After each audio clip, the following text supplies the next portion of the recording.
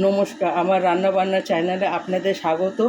আশা করি আপনারা সবাই ভালো আছেন আর ভালো থাকবেন। আজকের রেসিপি হচ্ছে চিকেন দিয়ে আলুর কারি। তার জন্য আমি এখানে 500 চিকেন দই দিয়ে মাখিয়ে রেখেছি, 2 চামচ দই দিয়ে মাখিয়ে রেখেছি, মানে গ্রাম হলে 50 গ্রাম। আর এখানে একটা বড় টমেটো পেস্ট করে রেখেছি, এখানে 3টে আলু ছুলে রেখেছি, এখানে 1 কোয়া আদা আর 3 কোয়া রসুন বেটে রেখেছি, একটা এখানে মিডিয়াম পেঁয়াজ গ্রেটিং করে রেখেছি। এবার আমি গ্যাসে কড়াটা বসিয়ে দিয়েছি, কড়াটা গরম হয়ে গেছে। এবার কড়াইয়ে আমি তেলটা দিয়ে দিই আলু ভাজার জন্য। তেলটা যে যার নিজে পরিমাণ মতো দেবেন। আমি এই আলু কারিটা কিন্তু গুঁড়ো লঙ্কা ছাড়াই করছি। আপনারা একবার এইভাবে করে দেখবেন কেমন লাগে আপনাদের। আপনারা সবসময় তো গুঁড়ো লঙ্কা দিয়ে রান্না করে দেখেছেন, একবার এইভাবে রান্না করে দেখবেন আপনাদের খেতে কেমন লাগবে। তারপরে আপনারা কমেন্ট করে অবশ্যই আমাকে জানাবেন। এবার আলুটা আমি ভেজে নিচ্ছি, তেলটা গরম হয়ে গেছে।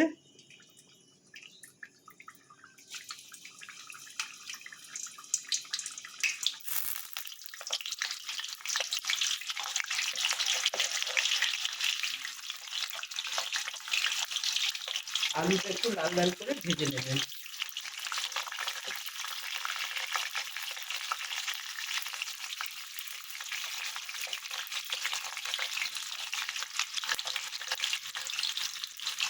আমি এই আলু ভাজে একটু নুন দিয়ে দিলাম, যাতে আলুর ভেতরে নুনটা ঢোকে।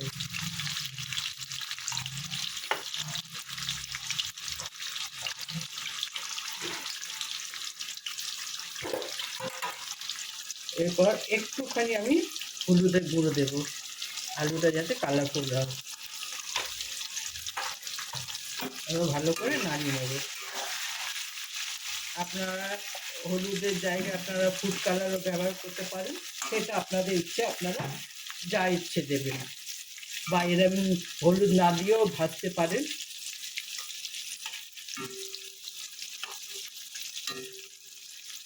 জাস্ট এইভাবে একটু লাল লাল করে ভেজে নেবেন।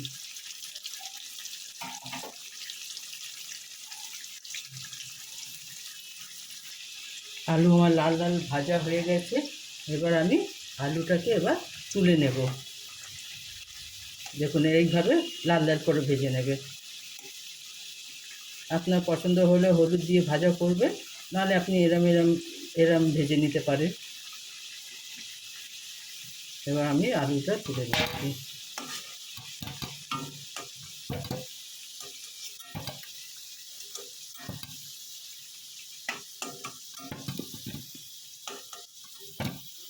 হলুদ দিয়ে ভাজলে আলুর কালারটা বেশ ভালো লাগে দেখতে।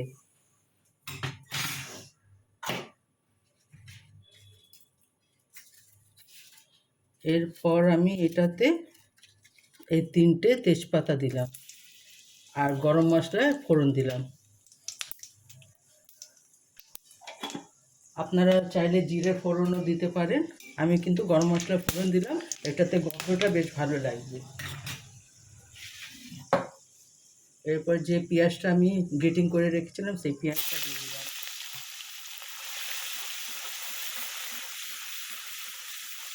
পেঁয়াজটাকে একটু ভাজা ভাজা করে নেন, বেশি লাল করবেন না। লাল করলে পেঁয়াজটা তেতো হয়ে যায় আর তরকারির কালারটা নষ্ট হয়ে যায়।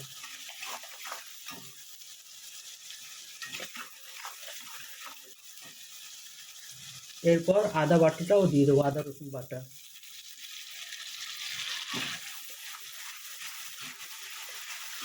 একসঙ্গে ভাজা ভাজা করলে বেশ গন্ধটা ভালো বেরোবে, যেহেতু গরম মশলা দেওয়া আছে গন্ধটা বেশ ভাজা ভাজা ভালো বেরোবে।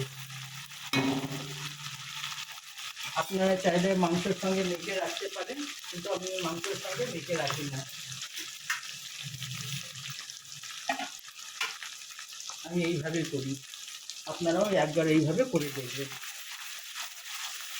পেঁয়াজটা বেশি লালচে করবেন না। আদা রসুনের গন্ধটা চলে গেলেই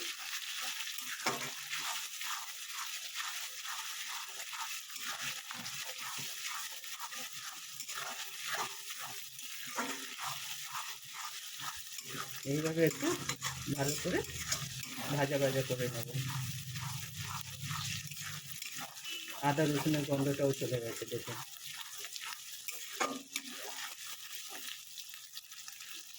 এরপর আমি যে টমেটো পেস্ট করে রেখেছিলাম সেই টমেটোটা দিয়ে দিলাম,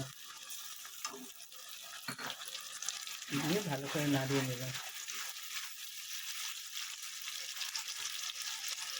এবার বাটিটা দিয়ে একটু জল দেবো।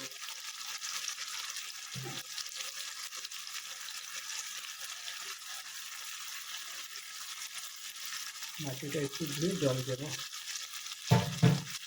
তাহলে পেঁয়াজটা পুড়ে যাবে। জল দিলে পেঁয়াজের কুকিংটা বন্ধ হয়ে যাবে। এরপর আমি এটাতে মশলা দেবো। এটাতে আমি 1 চামচ হলুদের গুঁড়ো দিলাম, 1 চামচ জিরের গুঁড়ো দিলাম,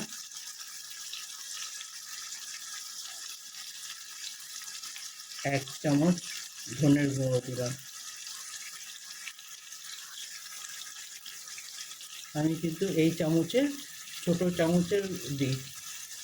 এবার আপনারা নিজেদের পরিমাণ মতো দেবেন। এরপর পরিমাণ মতো আমি নুন দেব, যেটা স্বাদ অনুযায়ী নুন দেবেন। আমি কিন্তু চিকেন মেখে রেখেছি, সেটাতে নুন দেইনি।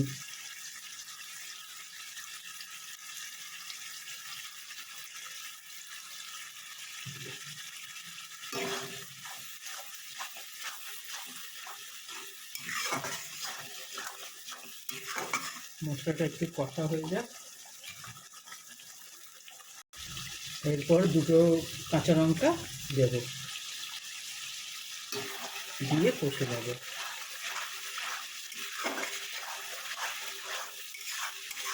লঙ্কাটা এর সঙ্গেই কষা কষা হয়ে যাবে। যেটুকু ঝাল বেরোবে সেটুকু ঝাল বেরিয়ে যাবে। আপনারা চাইলে নিজের পরিমাণ মতো লঙ্কা দেবেন, আপনারা যে পরিমাণে ঝাল খান। আমরা বেশি ঝাল খাই না, সেই কারণে আপনার 2টো কাঁচা লঙ্কা দিয়েছি।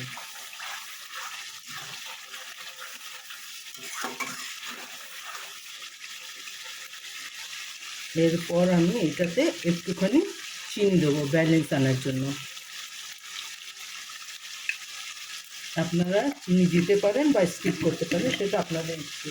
কিন্তু চিনি দিলে টেস্টটা একটু ভালো আসে, মানুষের স্বাদটা বাড়ে। এরপর আমি চিকেনটা দিয়ে দেবো, যে চিকেনটা মেখে রেখেছিলাম।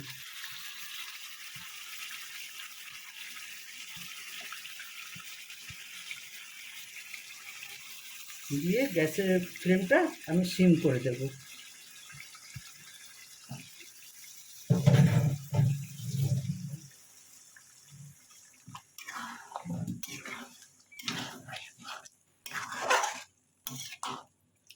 সিম করে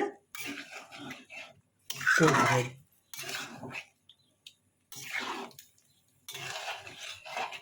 সিম করলে দইটা ফেটে যাবে না। চিনি দেওয়াতে দই যদি টক থাকে তাহলে ব্যালেন্সটা চলে আসবে, বেশি টক লাগবে না।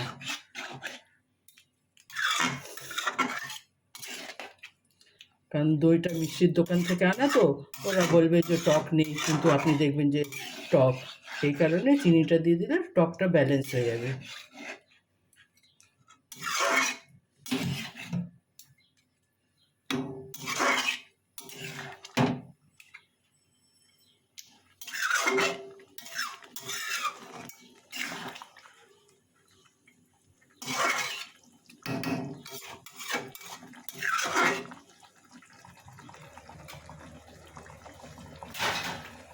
এবার এটাকে আমি ঢাকা দিয়ে দেবো 10 মিনিটের জন্য, সিম করে।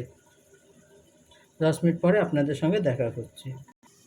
এবার 10 মিনিট হয়ে গেছে, আমি ঢাকাটা সরাচ্ছি। জলটা শুকিয়ে গেছে। এবার ভালো করে এটাকে আমি কষে নেব। 10 মিনিট ঢাকা দিয়ে দিয়েছিলাম, এটাতেই মাংসটা সেদ্ধ হয়ে যাবে।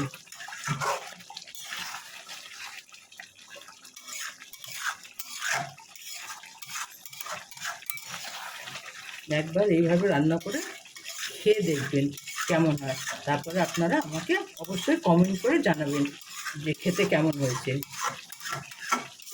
আমার তো খেতে ভালো লাগে, আপনাদের কেমন লাগে সেটা জানাবেন, তাহলে আমি জানবো যে হ্যাঁ আপনাদেরও ভালো লেগেছে খেতে। এইভাবে যতক্ষণ না মশলার গা থেকে তেলটা ছাড়ছে ততক্ষণ এইভাবে একটু কষে নেবেন।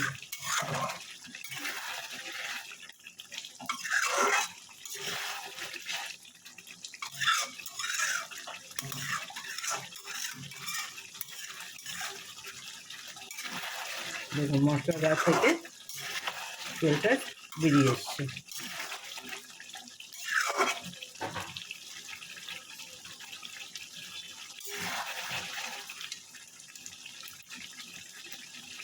এরপর এটাতে আমি আলু দিয়ে দেবো, যে আলুটা ভেজে রেখেছিলাম।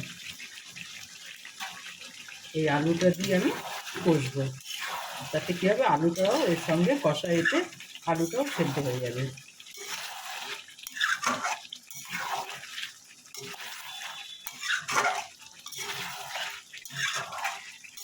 এই ভাতেতেই আলুটা সেদ্ধ হয়ে যাবে। তারপর আমি আবার 5 মিনিটের জন্য ঢাকা দিয়ে দেবো। এবার ঢাকাটা সরিয়ে দেখবো।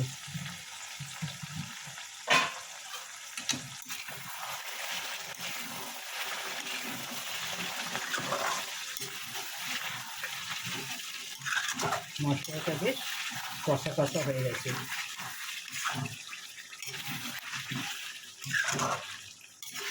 এর সঙ্গে আলুটাও কষা হচ্ছে, দুটো একসঙ্গে হয়ে যাচ্ছে। তাতে আপনার সময়টাও কম লাগবে, আলুও সেদ্ধ হয়ে যাবে আর আপনার মাংসটাও সেদ্ধ হয়ে যাবে, দুটো একসঙ্গে হয়ে যাবে। এইটাতে আপনি বেশি ঝোলও রাখতে পারেন বা গা মাখা করতে পারেন, সেটা আপনার ইচ্ছে। এরম কারি করে আপনি ভাতের সঙ্গে, হ্যাঁ, তারপরে কড়াইশুঁটি পোলাওয়ের সঙ্গে, হ্যাঁ, তারপরে বাসন্তী পোলাওয়ের সঙ্গে খেতে পারেন। বাসন্তী পোলাওয়ের সঙ্গে খেলে এটাতে বেশি ঝোল রাখবেন না, বেশ এরম গা মাখা করে নামিয়ে নেবেন, তাহলে বেশ ভালো লাগবে। হ্যাঁ, তারপর রুটি পরোটা এর সঙ্গে বেশ ভালো লাগবে, লাচ্ছা পরোটা বা নান, হ্যাঁ, তন্দুরি সবার সঙ্গে এইগুলো ভালো লাগবে। কেন এটা তো ঝোল হচ্ছে না, গা মাখা করছে। তারপরে সবথেকে বড় কথা হচ্ছে এটাতে কোনো গুঁড়ো লঙ্কা নেই, কিছু নেই যে আপনার খেয়ে শরীর খারাপ করবে।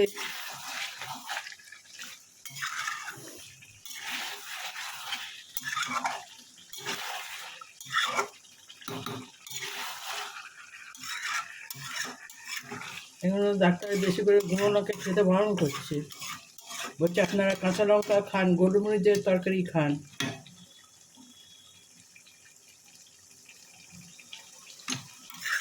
লোকেরা যত রিচ খেয়ে লোকের শরীর খারাপ করছে। আগে দেখুন, আগের লোকেরা রিচ খেত না, তাদের শরীর খারাপ হতো না। এখন দেখুন কত রকমের রোগ লোকের। লোকেরা যা আয় করছে তার অর্ধেকের বেশি ডাক্তারের পেছনেই চলে যাচ্ছে। তাহলে লোকেরা খাবে কি আর সংসার চালাবে কি?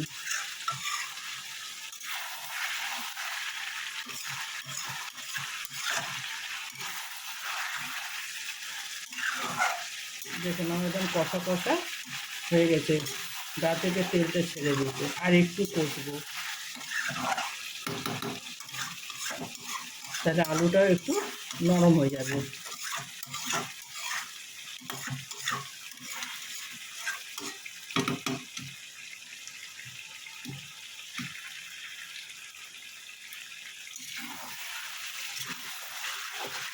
মাংসটা 80% সেদ্ধ হয়ে গেছে, এবার 20% এই আলু সেদ্ধ হবে, তার সঙ্গে মাংসটা সেদ্ধ হয়ে যাবে।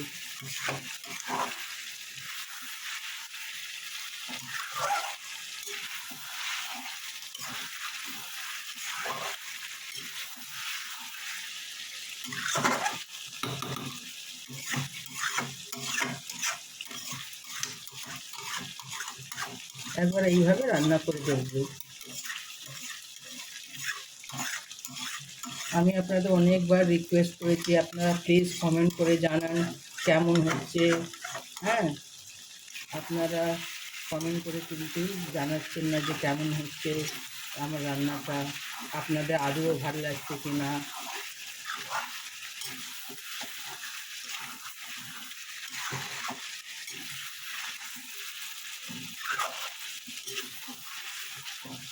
দেখুন আমার একেবারে ভাজা ভাজা হয়ে গেছে। এবার আমি এটাতে জল দেব পরিমাণ মতো, যেটা আপনার পরিমাণ মতো জল দেবেন, কতটা ঝোল রাখবেন। আমি বেশি ঝোল রাখবো না, এটা নিয়ে আমি গরম জল ব্যবহার করছি, তাহলে তরকারিটা প্যাঁচা হবে না, তরকারিটা স্বাদটা থাকবে। আলু সেদ্ধ হওয়ার মতো জল দিলাম আমি।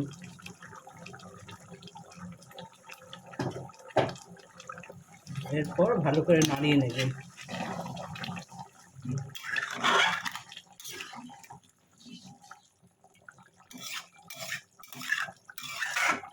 নাড়িয়ে এই সময় নুনটা দেখে নেবেন, নুনের পরিমাণটা ঠিক আছে কি না। যদি প্রয়োজন পড়ে তাহলে এই সময় নুনটা দেবেন, তাহলে আলুর ভেতরে নুনটা ঢুকবে।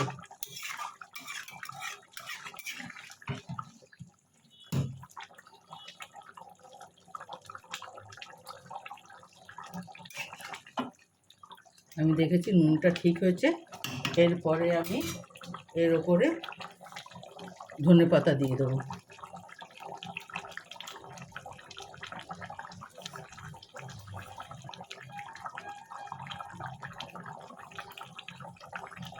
আপনারা চাইলে ধনেপাতা স্কিপও করতে পারেন, কিন্তু এখন শীতকাল তো ধনেপাতা দিলে এটার ফ্লেভারটা খুব সুন্দর বেরোয়,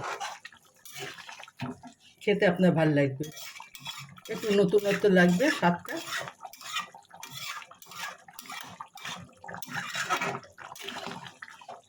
এটা বেশ সুন্দর লাগবে খেতে। এরপর আমি একটু গরম মশলা দেব, গুঁড়ো গরম মশলা।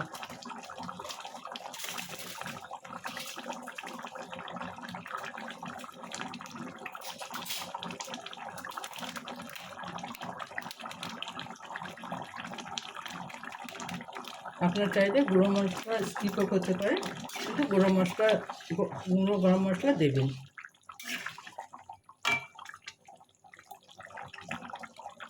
এবার আলুটা সেদ্ধ হয়ে যাক, তারপরে আমি দেখাচ্ছি আপনাকে। আমি এবার ঢাকা দিয়ে দেবো 10 মিনিটের জন্য, আলুটা সেদ্ধ হোক। এবার ঢাকাটা সরিয়ে দেখব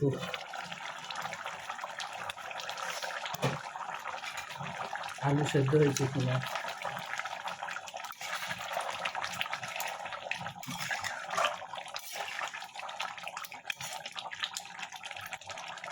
আমার আলু একেবারে সেদ্ধ হয়ে গেছে। দেখুন এইভাবে আমার চিকেন আলু দিয়ে কারি একেবারে রেডি। কারি বা ঝোল যেটা বলতে পারেন, একেবারে রেডি। আপনারা একবার এইভাবে রান্না করে দেখবেন, আর খেতে কেমন হয়েছে অবশ্যই আমাকে জানাবেন। দেখুন একেবারে রেডি। দেখুন আমার চিকেন আলু দিয়ে কারি একেবারে রেডি। আপনারা এইভাবে একবার বানিয়ে দেখবেন, কেমন লাগে অবশ্যই আমাকে কমেন্ট করে বলবেন। হ্যাঁ, যে খেতে কেমন হয়েছে। আমার চ্যানেলটা দেখার জন্য আপনাদের ধন্যবাদ। এইভাবে আপনারা আমার চ্যানেলটাকে দেখবেন আর সাপোর্ট করবেন। থ্যাংক ইউ দেখার জন্য।